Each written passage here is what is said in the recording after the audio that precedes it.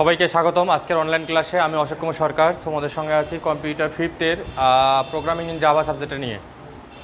আমরা এর আগে প্রোগ্রামিং স্ট্রাকচার শুরু করব, তার আগে আমরা গত ক্লাসে শুধু একটা ক্লাস ডিফাইন করার শিখেছিলাম বা জেনেছিলাম যে একটা ক্লাসকে কীভাবে ডিফাইন করতে হয়। তো আজকে আমরা সেইটার স্ট্রাকচারটা দেখব, একটা জাভা প্রোগ্রামিংয়ের পুরো স্ট্রাকচারটা, অর্থাৎ শুরু থেকে শেষ পর্যন্ত কোন কোন অংশগুলো থাকে। তো প্রথমেই আমাদের আছে, আমি অলরেডি লিখেছি যে জাভা প্রোগ্রামিং স্ট্রাকচার, অর্থাৎ কেউ যদি জাভায় কোড করতে চায় বা কোডিং করে বা প্রোগ্রামিং করে তার জন্য কোন কোন জিনিসগুলো ফলো করতে হবে। প্রথমে আছে ডকুমেন্টেশন।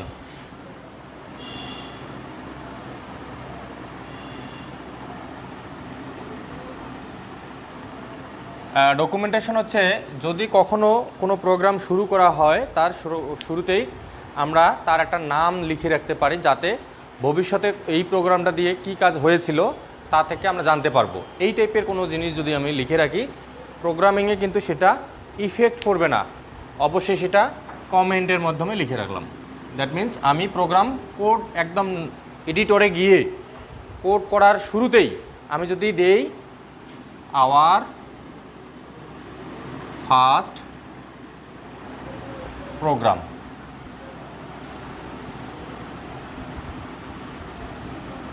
এরকম করে যদি লিখে রাখি আমি, তাহলে এখানে আমি প্রোগ্রামের কোডগুলো করতেছি বা করছি। আজ থেকে 5 বছর পরেও যদি আমি এই প্রোগ্রামের কোডটা ওপেন করি তাহলে আমি দেখতে পারবো যে বা জানতে পারবো যে আমি এটা আমার জীবনে জাভাতে প্রোগ্রাম প্রথম লিখেছিলাম। এই টাইপের হেডিং যা একটা প্রোগ্রামিংয়ের বা প্রোগ্রামের শুরুতে আমি কিছু যদি লিখে রাখি আমার বোঝার জন্য বা প্রোগ্রামটা কী সম্পর্কে আছে তার বর্ণনার জন্য যদি লিখে রাখি, এইটাকে বলা হচ্ছে ডকুমেন্টেশন, যা শুরুতেই থাকে। এরপর আছে প্যাকেজ স্টেটমেন্ট।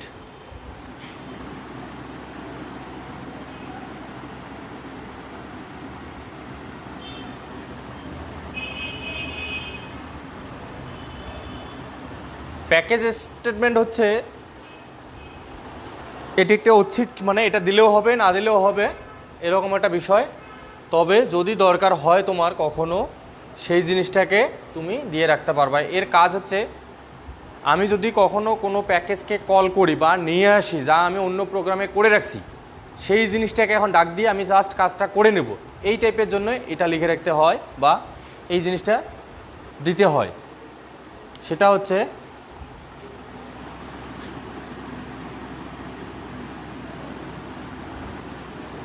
এই প্যাকেজ একটা কিওয়ার্ড। আমরা গত লেকচারে আমরা জানতে পেরেছিলাম যে কি কি কিওয়ার্ড আছে। আমরা বেশ কয়েকটা প্রায় 14-15টা কিওয়ার্ড আমরা দেখছিলাম যে কোনটা দিয়ে কি কাজ হবে। তার মধ্যে প্যাকেজ একটা কিওয়ার্ড। এরপরে দিতে হয় প্যাকেজ নেম, জাস্ট একটা নাম দিতে হবে, এই জায়গায় একটা নাম দিতে হবে আমার, যাতে ভবিষ্যতে যাতে এই নামটা ধরে আমি ডাকতে পারি। মানে এই নামটাকে আমি কল করব, আমার ওই প্যাকেজের আন্ডারে যে কাজগুলো আছে সব কাজ আমি করে নিতে পারবো।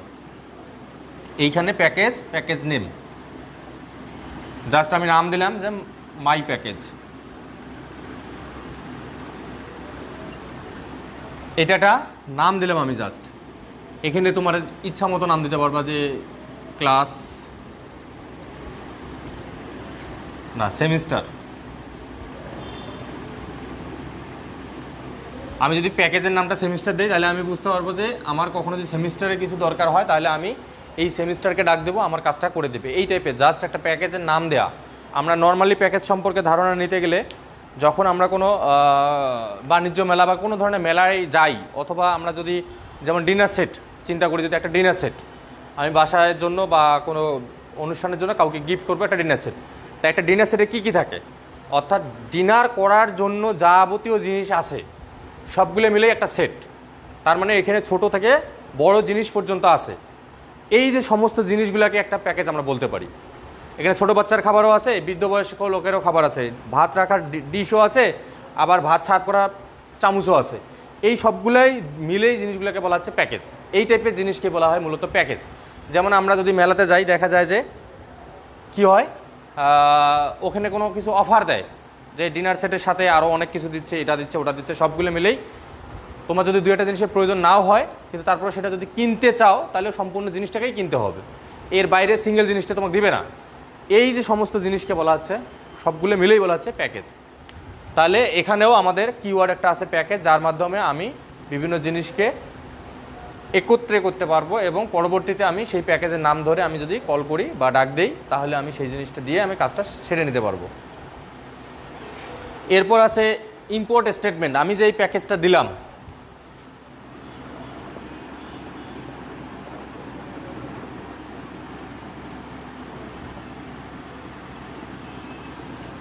এই জায়গায় আমি প্যাকেজ নেম দিয়েছি বা প্যাকেজ নাম আছে আমার, পরবর্তীতে আমাকে একে ডাকতে হবে। এই ডাকাটাকেই বলা হচ্ছে ইম্পোর্ট করা। এটা মূলত আমাদের বিল্ট ইন কিছু আছে, প্যাকেজ আছে, তার আন্ডারে কিছু ফাংশন আছে। বিল্ট ইন মানে কম্পাইলারে দেওয়াই আছে বা জেডিকে কিটের মধ্যে দেওয়াই আছে, জেডিকের মধ্যে দেওয়াই আছে। জাস্ট আমি ওদেরকে দিয়ে যদি কাজটা করাই তাহলে আমাকে ইম্পোর্ট করতে হবে। ইম্পোর্ট কিওয়ার্ড একটা, ইম্পোর্ট। এখন কাকে ইম্পোর্ট করবো সেই জিনিসটা এখানে লিখতে হবে। এখানে আরও ব্যাপার আছে। এরপরে যদি আমি ডট দিয়ে সেই নামটা দিতে হবে, আইও দিয়ে দিই, import dot IO. That means আমার ইনপুট আউটপুটের যে জিনিসগুলো আছে সবগুলো সে নিয়ে আসবে। পরবর্তীতে আমি ইনপুটের জন্য যে ফাংশনটা আছে সেটাকে যদি ডাক দিই তাহলে সে আমার ইনপুট করে দিয়ে যাবে। আউটপুটের জন্য যদি কোনো ফাংশন আছে, যে ফাংশন আছে যেটিকে আন্ডারে, তাকে সে আমার কাজ করবে। দ্যাট মিনস আমি ইম্পোর্ট করলাম আইও দিয়ে। আইওর যে ফাংশনগুলো না আছে, এই আইওর ভিতর অনেক ফাংশন আছে, তার মধ্যে আমার যেটা যেটা দরকার হবে ওই টাইপের ফাংশনকে ডাক দিলে সে কাজটা করে দিয়ে যাবে। এইটাকেই বলা হচ্ছে ইম্পোর্ট। আমার প্যাকেজটাকেও আমি ইম্পোর্ট করতে পারি, আমার অন্য জায়গায় আছে কাজটা করা আছে, আমি সেটাকে এখন ইম্পোর্ট করব। সেরকম আমরা সিস্টেম যখন প্র্যাকটিক্যাল করবো তখন আস্তে আস্তে শিখবো। জাস্ট এখানে একটা ইম্পোর্ট সেকশন আছে। এরপর আছে ক্লাস ডেফিনেশন।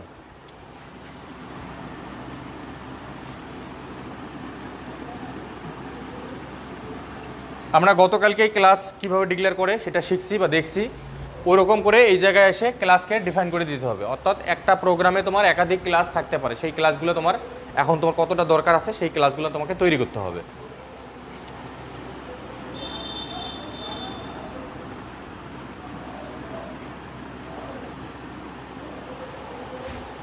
এরপর আছে ইনহেরিটেন্স।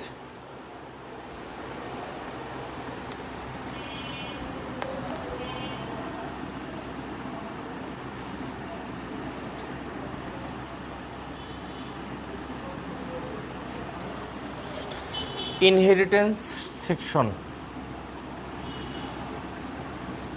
ইনহেরিটেন্স হচ্ছে, আমি বলেছি এর আগেও যে কখনো যদি একটা ক্লাস ডিফাইন করা থাকে বা তৈরি করা হয়েছিল আগে, সেই ক্লাসের কিছু বৈশিষ্ট্য এখন আমি ব্যবহার করব, সবগুলোই না, কিছু বৈশিষ্ট্য নেব। তাই এই বৈশিষ্ট্যগুলো আমাকে আর নতুন করে তৈরি করতে হবে না বা একই ক্লাসে আর নতুন করে ডিফাইন করতে হবে না। যেমন তোমাদের আমি এক্সাম্পল হিসেবে দিয়েছিলাম যে আমার বাবার যদি কোনো সম্পত্তি থেকে থাকে, বাবা মারা যাওয়ার পর সম্পত্তিগুলো না অটোমেটিকলি আমি পেয়ে যাব, মানে উত্তরাধিকার সূত্রেই পেয়ে যাব বা জন্মসূত্রেই পেয়ে যাব, এই টাইপের জিনিস। অর্থাৎ আমি একটা ক্লাস ডিক্লেয়ার করেই রাখছি বা তৈরি করেই রাখছি, সেই ক্লাসের কিছু জিনিস আমাকে এখন ব্যবহার করতে হবে। এই ব্যবহার করাটা জাস্ট আমি এখানে এক্সটেন্ড একটা কিওয়ার্ড আছে, গতকাল আমরা শিখেছি, EXTEN, এক্সটেন্ড। এই কিওয়ার্ডের মাধ্যমে আমি ওই জিনিসগুলোকে নিয়ে আসতে পারবো। ধরা গেছে যে আমি এক্সটেন্ড ফাদার নামে আমার একটা ক্লাস তৈরি করা ছিল, এখানে আমার son class son extends father. That means আমি এখন এই ক্লাসে আছি। এই ক্লাস কীরকম? এই সন ক্লাসটাতে আছি। এই ক্লাসের মধ্যে আমার ফাদারের যে ক্লাসটা ছিল আগে, ভবিষ্যতে একটা অন্য জায়গায় তৈরি করে রাখছি বা প্রোগ্রামের উপরে আছে বা নিচে আছে, অন্য কোথাও আছে, এই ফাদারের কিছু কাজ ছিল, মানে এইখানে বডিতে কিছু কাজ করে দিত, অবজেক্ট ক্রিয়েট করা থেকে শুরু করে যা কাজ করে দিত। এখন আমি চাচ্ছি সেই কাজগুলো আমি এই ক্লাসেও ব্যবহার করব। তাহলে আমি যদি ক্লাস সন এক্সটেন্ডস ফাদার দেই, তাহলে ফাদারের যে ক্লাসের কিছু যে বৈশিষ্ট্যগুলো আছে এখানে জাস্ট আমি ব্যবহার করতে পারবো বা ইউজ করতে পারবো। এই টাইপের যখন দরকার হবে তখন আমাদের এই এক্সটেন্ড কিওয়ার্ড দিয়ে আমি মূলত ওই জিনিসগুলো ব্যবহার করতে পারবো। এক্সটেন্ডস কিওয়ার্ড, এক্সটেন্ড, হ্যাঁ ঠিক আছে, দ্যাট মিনস আমার নতুন ক্লাস ছিল এইটুকু। আমার ক্লাস সন নামে আমি ক্লাস একটা ডিক্লেয়ার করছি, কিন্তু এখন চাচ্ছি যে আবার এই আমার আগের কাজগুলো আমার নতুন করে এখানে না করায় আমি ওখান থেকেই নিয়ে আসবো ওই কাজগুলোকে। এই টাইপের যদি কোনো দরকার হয় তাহলে শুধুমাত্র আমি EXTENDS এটা লেখার পরে যে ক্লাস থেকে নিতে চাই সেই ক্লাসের নামটা দিতে হবে। দ্যাট মিনস ফাদারের ভিতর ধরে নিচ্ছি যে আমি এরকম কিছু ছিল, ক্লাস ফাদার, এর ভিতরে কিছু জিনিস ছিল আগের। এখন ওই জিনিসগুলোকে নতুন করে ভেরিয়েবল ডিক্লেয়ার করা, মেথড তৈরি করা, অবজেক্ট তৈরি করা, এত কিছু আমার করব না। না করে ওই জিনিসটাকে শুধু এখানে আমি ব্যবহার করব। ওখানে যদি দেখা যায় যে এখানে এইটা আমার কি করছে, দেখা যায় এখানে 100 জন স্টুডেন্টের নামের বা মার্কশিট সব কিছু এখানে করাই আছে আমার। এখন জাস্ট আমি ওদেরকে প্রিন্ট করতে চাচ্ছি, ওখানে প্রিন্ট করা হয়নি, আমি এখন প্রিন্ট করব। তাইলে এখানে জাস্ট আমি প্রিন্ট করার জন্য যে ফাংশনটা আছে বা কাজটা করতে হবে সেইটুকু করব, আর এরকম করে এই এক্সট্রাটুকু এইটুকু লিখে দেবো। তাহলে আর এখানে যে 100 জনের জন্য যে প্রোগ্রাম করা ছিল সেটা আর নতুন করে লাগবে না আমার, জাস্ট আমি ব্যবহার করবো। এরকম দরকার হবে অবশ্যই। আর এই প্রক্রিয়াটাকে বলা হয় যে ইনহেরিটেন্স। সেটা আমার ক্লাস ডিফাইন করার পর এই কাজটা করতে হবে। এরপর আছে interface, inheritance interface, interface statement. Inheritance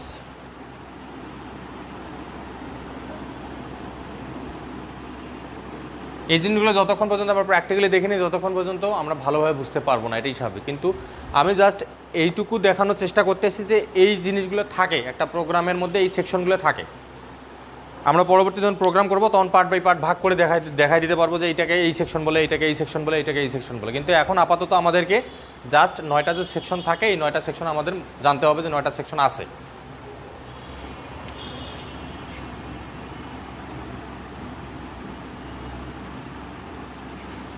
interface statement এখানে মূলত যদি মাল্টি লেভেল ইনহেরিটেন্স হয়, মাল্টি লেভেল বা মাল্টি যদি ইনহেরিটেন্স হয় তাহলে আমার দেখা যায় যে এখানে ফাদারও আমার লাগতেছে, মাদারও লাগতেছে। দুইটা ক্লাস আছে, ফাদার এবং মাদার দুইটা ক্লাস আছে। আমার এই সন বা ডটার এই সেকশনে আসে আমার ফাদারের যে বৈশিষ্ট্য কিছু ছিল, মাদারের কিছু বৈশিষ্ট্য ছিল, সবগুলোকে এখন আমি ব্যবহার করব। তাহলে আমাকে দুইটা ক্লাসকে আমাকে ইনহেরিট করতে হচ্ছে। এই টাইপের যখন দরকার হবে তখন আমরা এখানে ইমপ্লিমেন্ট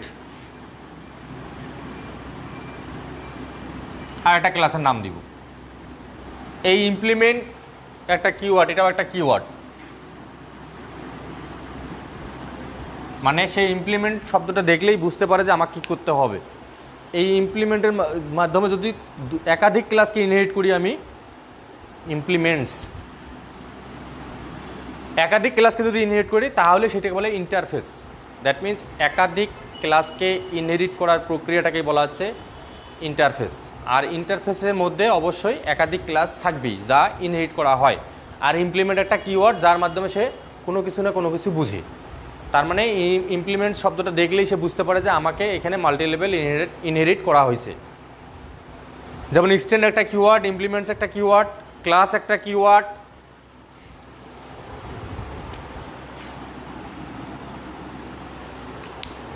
এরপর আছে main class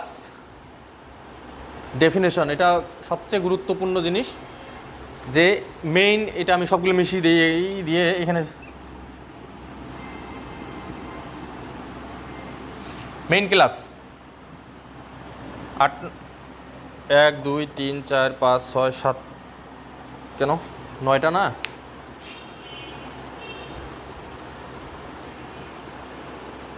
main class definition, main method definition, আর হচ্ছে অন্যান্য মেথড কলিং। মূলত এই মেইনের ভিতরে বাকি জিনিসগুলো থাকে, এইটাকে এই জন্য আলাদাভাবে দেওয়া হয়েছে। আমি এইটাকে বুঝাই, মেইন ক্লাসটাই বুঝাই, এর ভিতরে বাকি সবগুলোই পাওয়া যাবে এখন। তাহলে আমি প্রথম তো কি বলছি যে একটা প্রোগ্রামের শুরুতে ডকুমেন্টেশন সেকশন থাকে যা আমার প্রোগ্রামিংয়ের নাম দেওয়া থাকে বা কাজটা বর্ণনা থাকে শুরুতেই। এইটা দিয়ে কিন্তু আমার কোনো ফলাফলে ইফেক্ট পড়বে না বা এই জিনিসটা কিন্তু দেখাবেও না কিন্তু প্রোগ্রামে। কোড যে পড়বে আর কি, কোড যে করছে তার সুবিধার জন্য বা তুমি ভবিষ্যতে একটা কাজকে খুঁজে বের করার জন্য এরকম করো। সম্পূর্ণ কোড দেখে কম্পাইল করে রান করে তারপর আউটপুট দেখে যদি মনে করো যে না এইটা দিয়ে এই কাজ হবে, তাহলে 100টা তোমার প্রোগ্রাম আছে, তাহলে 100টা প্রোগ্রামকে কম্পাইল করতে হবে, রান করতে হবে, তারপর দেখতে হবে আউটপুট কী আসে। এরকম যাতে না হয় আমি এই কোডটা হেডিংটা দেখে যেন বুঝতে পারি প্রোগ্রামটা কী করা আছে। এখানে হাজার হাজার লাইন হতে পারে, কিন্তু এই টাইপের যেটা কাজ করা হয় সেটাকে বলে ডকুমেন্টেশন। এরপর আছে প্যাকেজ স্টেটমেন্ট। প্যাকেজের মাধ্যমে আমার কিছু কিছু ফাংশন বা মেথড আমি ব্যবহার করব, যা আমার কাজ মানে কোড তৈরি করতে হবে না, জাস্ট তাকে ডাক দিয়ে আমি কাজটা করে নেব। এই টাইপের যেগুলো কাজ করার জন্য আমাকে ওর পুরো প্যাকেজটাকে ইম্পোর্ট করতে হবে আগে। মানে এইটার পরে আমি ইম্পোর্ট করে দেবো, তাহলে আমার প্রোগ্রামে যতগুলো দরকার আছে, যেমন আমার তোমরা পাইথন বা অন্য কোনো ল্যাঙ্গুয়েজে যেমন আমরা কী করছি, সিতে যেমন আছে স্ক্যানএফ বা প্রিন্ট করলে কি হয়, প্রিন্ট একটা ফাংশন যা আমাকে আউটপুটে কিছু দেখাবে এই টাইপের। কিন্তু আমার প্রিন্ট করা আউটপুটে দেখানোর জন্য যে কাজগুলো করার লাগতো সেগুলো কিন্তু নতুন করে কোড করা লাগে নাই, আমাকে জাস্ট মেথডটাকে ডাক দিছি, আমাকে প্রিন্ট করে দেখাই দিচ্ছে।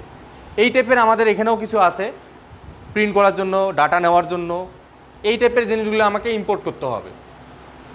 এরপর হচ্ছে এই জন্য বলছে প্যাকেজ স্টেটমেন্ট, এটা হচ্ছে ইম্পোর্ট সেকশন, কীভাবে ইম্পোর্টটা করতে হবে।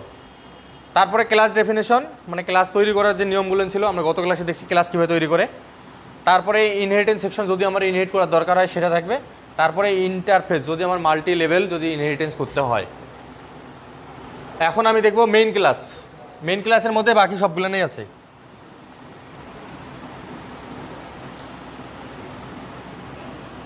যে কোনো প্রোগ্রাম জাভাতে, যে কোনো প্রোগ্রামিং মেইন ক্লাস থেকে শুরু করবে। তুমি কোডটা মনে করো কোথায় লিখছো, লেখো এইখানে লিখলা না এইখানে লিখলা না এইখানে লিখলা, মানে তোমার নোটপ্যাড যে আছে, এডিটর যেটা আছে, এডিটরে তুমি কোন জায়গায় লেখো, সে প্রথম তো কম্পাইল করার সঙ্গে সঙ্গেই তোমাকে খুঁজবে হচ্ছে, বা এক্সিট ফাইল তৈরি করার সঙ্গে সঙ্গে খুঁজবে যে তোমার কোথায় মেইন ক্লাসটা আছে, ওই জায়গায় সে চলে যাবে। যদি 5000 লাইনও থাকে, দেখা যায় এখানে 5000 প্রোগ্রামে 1 নম্বর লাইন, 2 নম্বর লাইন, 3 নম্বর লাইন, 4 নম্বর লাইন, এরকম করে তোমার 5000 লাইন হয়েছে। এখানে আসি 5000তম লাইন, এই লাইনের মধ্যে তুমি মনে করে লিখছো যে মেইন ক্লাসটা, তারপরেও সে এগুলো সবগুলো স্কিপ করে আসবে, এগুলো একটাও কাজ করা শুরু করবে না। এই জায়গায় আগে শুরু করবে সে, এখান থেকে শুরু করে তারপরে কোথায় কোথায় যাইতে বলছো তাকে, কোনটার পর কোনটা হবে, এগুলো এই জায়গাগুলো চলে যাবে। তাহলে আমাদের মেইন ক্লাসে শুরুতে public, static, void,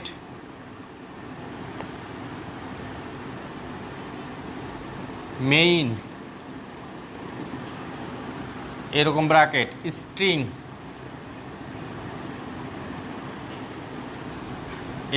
ARGS, third bracket, bracket close, এরপরে শুরু হবে তোমার কার্যক্রম।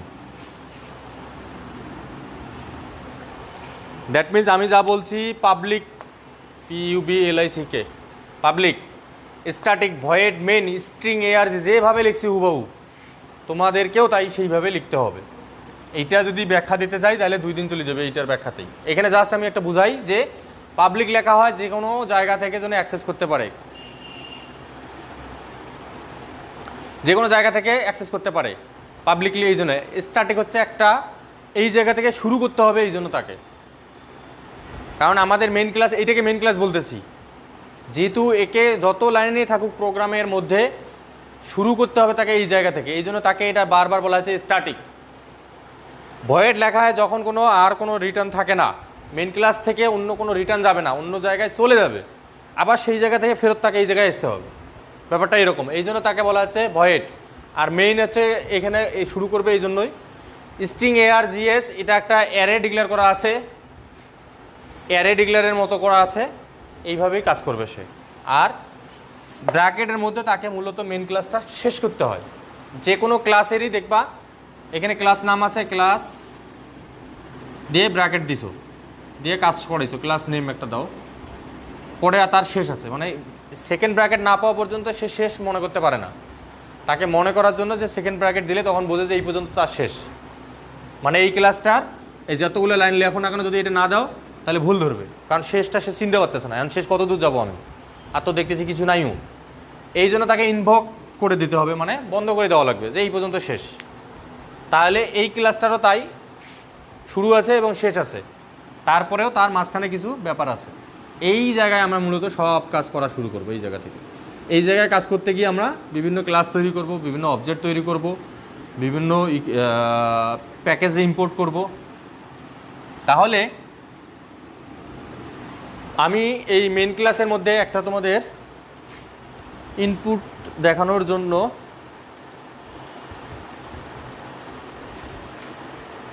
নাই, এখানে দেয় নাই। আমরা যেদিন ল্যাবে প্রথম কাজ করব সেদিনে আমরা হ্যালো বাংলাদেশ প্রিন্ট করে কি করে সেটা দেখব।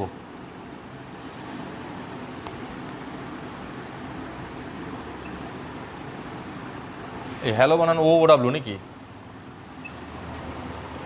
আর ডাব্লু এমনি মনে হয় হ্যালো, না হ্যালো।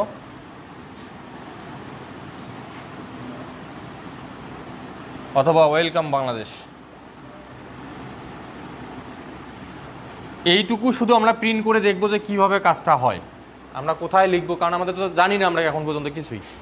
প্রোগ্রাম কী করে কম্পাইল করতে হবে, কী করে রান করতে হবে, কোথায় কী লিখতে হবে কিছু জানি না। কিন্তু আমাদের শুধু জানা আছে কি public static void main string args, এইটুকু আমরা কিন্তু মুখস্থ করা লাগবে তোমাদের। এইটুকু মুখস্থ করে আমরা এই ওয়েলকাম বাংলাদেশটা কি করে লেখে, মানে কোথায় লিখলে আমরা আমার আউটপুট আমি দেখতে পারবো, এইটুকু পর্যন্ত প্রথম ল্যাবে কাজ আমাদের হবে। তার আগে আমাদের কি করে ইনস্টল করতে হয় জেডিকে, বা জেডিকে জিনিসটা কি আমরা ল্যাবে ওগুলো শিখবো। আমি ওই দিকে যাচ্ছি না এই জন্য। তাহলে আমাদের যে public static void main string args, এখানে কি কি পার্থক্য আছে? পাবলিক লেখার পরে স্পেস আছে, স্ট্যাটিক একসঙ্গে লেখার পরে স্পেস আছে, ভয়েডের পরে স্পেস আছে, মেইনের পরে ব্র্যাকেট আছে, ফার্স্ট ব্র্যাকেট শুরু, স্ট্রিং লেখাটার পর স্পেস আছে, args লেখার পরে থার্ড ব্র্যাকেট দিতে হবে এবং ক্লোজ করতে হবে, তারপরে এই ব্র্যাকেটটা ক্লোজ করতে হবে। আর এরপরে আমাদের এই সেকেন্ড ব্র্যাকেট শুরু এবং সেকেন্ড ব্র্যাকেট শেষ করতে হবে। যে কোনো প্রোগ্রাম লেখার শুরুতেই আমরা এই কখনো যদি ক্লাস তৈরি করি, যেমন এখানে একটা ক্লাস তৈরি করছি মনে করো, এটা মনে করো তৈরি করলাম, তৈরি করতে গিয়ে এটা লেখার পরে এখানে নাম দিলাম, ব্র্যাকেট শুরু করলাম, কাজ শুরু করলাম, এরকম করব না আমরা। প্রথমেই আমরা কাজ এখানে ভিতরে কি লিখবো সেটা পরে, তার আগেই সেকেন্ড ব্র্যাকেট দিয়ে আগে ক্লোজ করে দেবো। কারণ শেষে কাজ করবা, এই কাজের ধান্দাই দেখা যায় সেকেন্ড ব্র্যাকেট ক্লোজ করার কথা মনে নেই। কত লাইন দেখা যায় 100 লাইন লিখে ফেলছো, সেকেন্ড ব্র্যাকেট আর উপরে দেখতেছো খালি, নিচে আর যে ব্র্যাকেট ক্লোজ করা নেই সেটা দেখাও হচ্ছে না, আর ইরোধ ধরতেও পারতেছো না। কথা কি বুঝাইতে পারছি? এই কারণে শুরুতেই আমরা সেকেন্ড ব্র্যাকেটটা ক্লোজ করব, তারপরে এখানে যত লাইন হবে ইন্টার দেবো, এই লাইন শেষ হলে ইন্টার দেবো, নিচে চলে যাবে, আবার শুরু করব, এরকম করে করে কাজ করব, যাতে আমাদের এই ব্র্যাকেট শেষ হয়েছে কি না আছে এইটা মনে রাখতে না হয়। আর আচ্ছা হোক, ওগুলো যেদিন ল্যাব শুরু করব ল্যাবে এগুলো দেখানো হবে কোড কী করে লেখানো যাবে। তাহলে আমাদের এখানে আমাদের যে সেকশন কয়েকটা আছে সেই সেকশন কয়টা আমরা জাস্ট জানলাম, তার মানে দ্বিতীয় অধ্যায় শেষ। তাহলে আমরা প্রথম এবং দ্বিতীয় অধ্যায়ের মোটামুটি শেষ করেছি, আমাদের প্রশ্ন যা আসার মতো তার সব কিছু শেষ করছি। এরপর আমরা তৃতীয় অধ্যায়ে শুরু করি, অন্তত পক্ষে শুরু না করলে শেষ হবে না।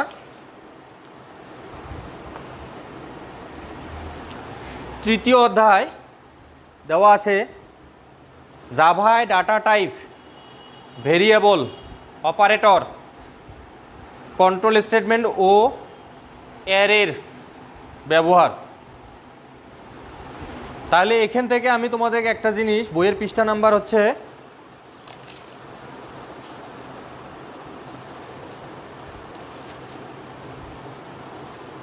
বইয়ের পৃষ্ঠা নাম্বার 54, এখানে লেখা আছে ভেরিয়েবল নামকরণের নিয়মাবলী। ভেরিয়েবল নামকরণের নিয়মাবলী মানে তৃতীয় অধ্যায়ের বইয়ের পৃষ্ঠা নাম্বার 54। আর চ্যাপ্টারটার নাম দেখেও বোঝা যাচ্ছে যে এখানে কি কি বিষয় নিয়ে আলোচনা করা আছে।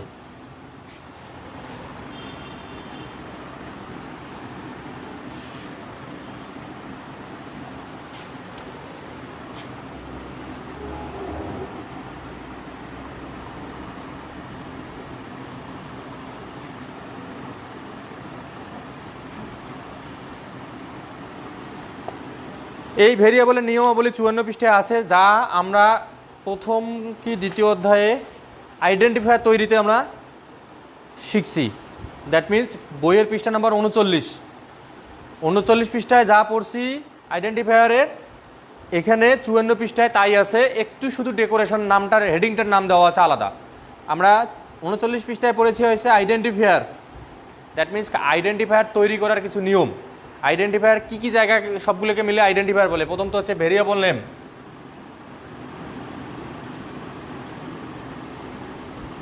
Class name, method name, array name,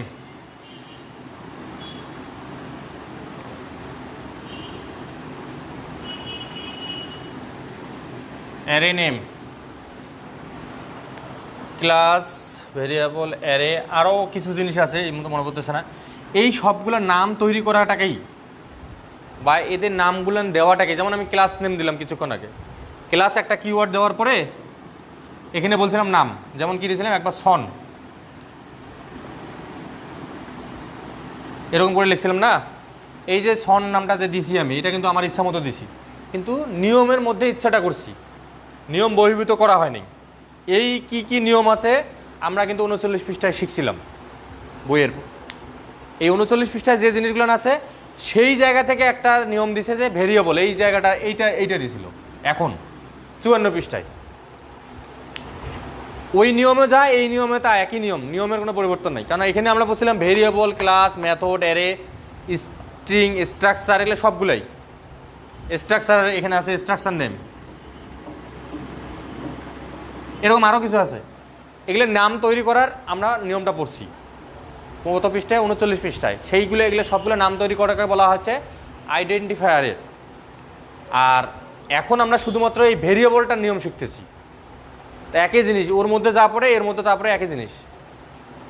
তাহলে আশা করি এবার ভেরিয়েবল তৈরির নিয়ম আমরা আর নতুন করে পড়তে হবে না, আগে যা পড়ছি তাই আমাদের শুধু উত্তরগুলো সাজাই লিখতে হবে। ওই জায়গায় ছিল আইডেন্টিফায়ারের নিয়ম এটা এই, এটা এই, আর এখন লিখতে হবে ভেরিয়েবল তৈরির নিয়ম এটাই। জাস্ট শুধু হেডিংটা চেঞ্জ। তাহলে ভেরিয়েবলের ব্যাপারটা শেষ হইল।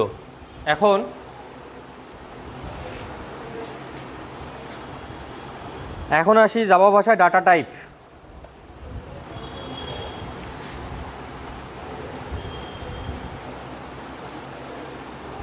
কারণ এখানে যা বলছিল প্রথমে অধ্যায়ের নামে আছে জাভার data type, variable, operator, control statement ও অ্যারে। তার মধ্যে আমি ভেরিয়েবল অংশটা কিন্তু শেষ করে দিলাম। এরপর হচ্ছে যে data type. Data type box আকারে দেওয়া আছে। প্রথম তো সম্পূর্ণ বক্স আর্ট করলেই অনেকক্ষণই যাবে। সেক্ষেত্রে প্রথম তো হচ্ছে ডাটা টাইপ দুই প্রকার, প্রিমিটিভ এবং নন প্রিমিটিভ। এখন প্রিমিটিভ কোনটাকে বলা হয়? যেটাকে বলা হচ্ছে বিল্ট ইন। এখানে বারবার একটা শব্দ শুনতে পারবা, UILT।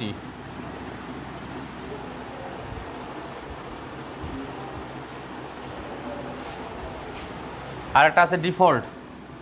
ডিফল্ট না, ইউজার ডিফাইন।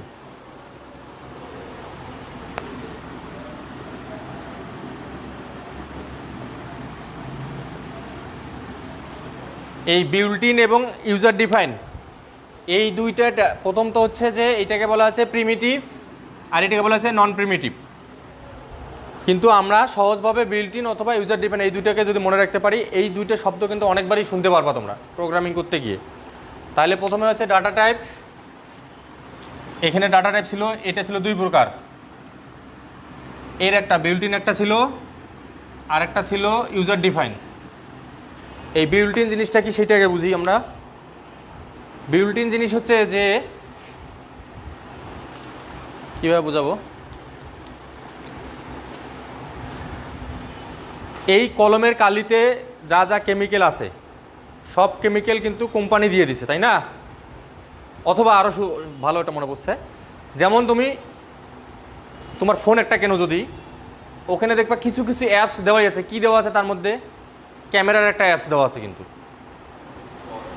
ওই জায়গায় চাপ দেওয়ার সঙ্গে কী হচ্ছে, ক্যামেরাটা ওপেন হচ্ছে। কিন্তু যদি এই স্যাম্পলটা না দেওয়া থাকতো তাহলে কি তুমি ক্যামেরা পাইতা না। কিন্তু কথা বলছো, তা নাহলে স্টিল যে ক্যামেরা আছে, লেন্স বসায় যে ক্যামেরা, DSLR যেটা মনে করো যে ক্যামেরাটাকে, ওইটা কিন্তু নিয়ে আসা লাগতো তখন। এখানে কিন্তু অ্যাপসটা সিম্বলটা দেওয়া আছে বা সেই ফাংশনটা করে রাখছে, তাই নয় কি? এই জন্য ফোন কেনার সঙ্গে সঙ্গে ক্যামেরাটা তুমি পেয়ে যাচ্ছ বা ওই অ্যাপসটাও পেয়ে যাচ্ছ। কিন্তু বিকাশের অ্যাপসটা কিন্তু ওখানে ইনস্টল করে দেওয়া নাই। এটা কিন্তু প্লে স্টোর থেকে অ্যাপসটা ডাউনলোড দেওয়া লাগতেছে না। এই যে ফোনের সঙ্গে যে জিনিসটা দেওয়া আছে তোমার, এইটাকে বলা হচ্ছে বিল্ট ইন। তাহলে আমারও কি, যেসব ডাটা টাইপ, যেহেতু আমরা ডাটা টাইপ করতেছি, তাহলে যে ডাটা টাইপগুলো অটোমেটিকলি জেডিকের মধ্যে দেওয়াই আছে, আমরা শুধু ব্যবহার করব। এখানে যেমন ক্যামেরাটা ব্যবহার করতেছি, সেটাকে বলা হচ্ছে বিল্ট-ইন। আর যেটা তুমি যখন বিকাশের অ্যাপসটা তুমি ডাউনলোড দিয়ে ব্যবহার করতেছো, এরকম আমিও যেটা তৈরি করে ব্যবহার করব, সেটাকে বলা হচ্ছে ইউজার ডিফাইন। আশা করি বুঝতে পারছো। তাহলে কোনটা কোনটা আমরা তৈরি করতে পারবো? অ্যারে নাম। তাহলে এইদিকে আসলো আপনার ইউজার ডিফাইনটা, সরি এটা হচ্ছে বিল্ট-ইনটা, এটা হচ্ছে ইউজার ডিফাইন। তাহলে আমি এখন বই থেকে দেখে বলি তোমাদের, যেহেতু সময় শেষের দিকে। তো অ্যারে ইয়াতে দেখো যে বিল্ট ইউজার ডিফাইনে আছে array string class interface. Array string class interface, তার মধ্যে আমরা এখন পর্যন্ত ক্লাসে জিনিসটা ঢুকছি একটু হলো। ক্লাস একটা কিওয়ার্ড, ওর ভিতরে ঢুকছি আমরা। তাহলে ক্লাস, এখানে নাম দিই যদি ক্লাস, সন দিয়ে দিচ্ছি বারবার, বা ফাদার দিলাম একবার। এবার ধরি ফাদার, ধরি ক্লাস ফাদার।